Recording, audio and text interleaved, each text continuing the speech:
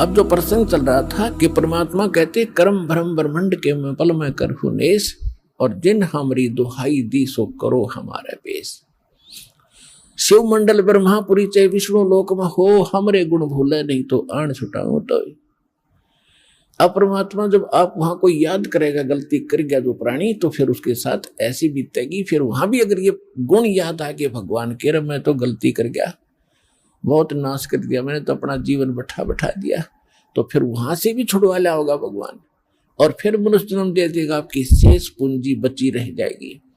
इतना दयालु है। अब करेगा वो, अब इस समय में, और इससे पहले जो पिछले जन्मों में कोई गलती हुई थी उनको स्टॉक कर दिया परमात्मा ने। जैसे पहले भी सार नाम मिला बहुत, जब पहले कलयुग में कभी यही आता समय, तो उसमें जो रह गए पार नहीं हुए, और यूं समय बीत गया, और फिर उनका कोई याद आया तो उनको स्टॉक कर दिया भगवान ने। वहां यह एक मिनी सतलोक है भगवान का अलग से, और उनको रखा हुआ सुरक्षित, उनकी पूंजी नाश नहीं होने दी।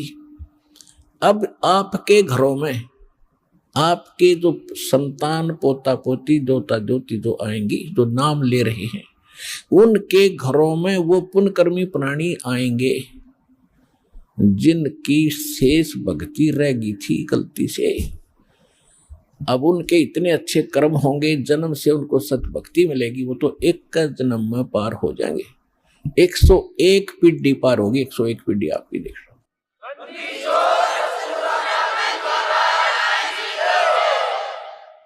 और 101 पीढ़ी पूरा होने में लगभग 1-2 हजार वर्ष अवश्य लगेंगे, तो 1-2 हजार वर्ष तक ये भक्ति चलेगी, ये मोक्ष होगा।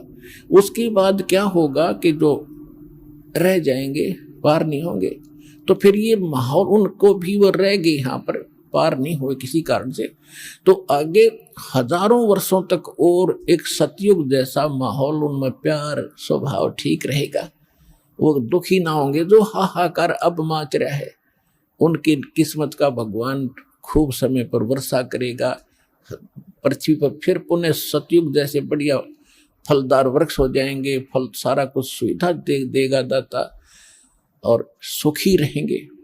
और जो तीसरी पीढ़ी, अंतिम जो पीढ़ी आएगी कलियुग की, वो भक्ति योग नहीं रहेंगे, वो तो कृतघ्नी हो जाएंगे, मांसाहारी हो जाएंगे, कोई व्यवहार ठीक नहीं रहेगा। अब तो व्यवहार तो तकरीबन अभी बिगड़ गया हमारा, लेकिन अब सेट होगा दोबारा।